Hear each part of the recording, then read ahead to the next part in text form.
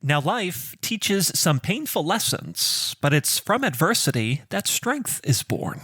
Well, when Stu Weber entered the physical training stage of U.S. Army Ranger School, he expected exertion, even exhaustion, but this was something else.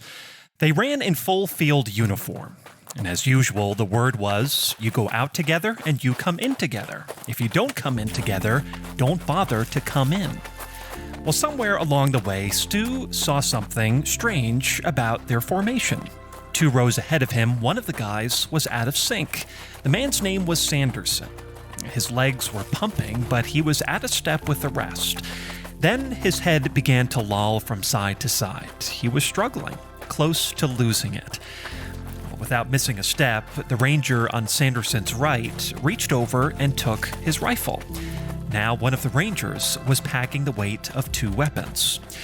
Well, Sanderson did better for a time, but then, while the platoon kept moving, his jaw became slack and his eyes glazed. Soon, his head began to sway again. Well, this time, the ranger on the left reached over, removed Sanderson's helmet, tucked it under his own arm, and continued to run.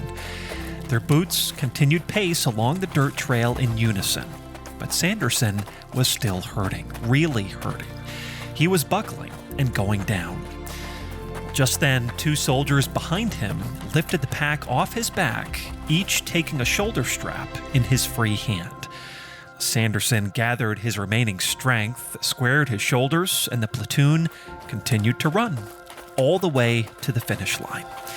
Stu said, "We left together and we returned together, and all of us were the stronger for it.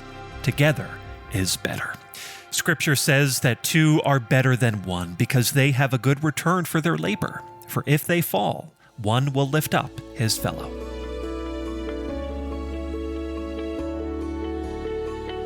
Thank you for listening to Encouragement. If you've been refreshed, don't forget to subscribe, leave a review, and share a little encouragement with someone you love. Encouragement is a podcast from Family Radio.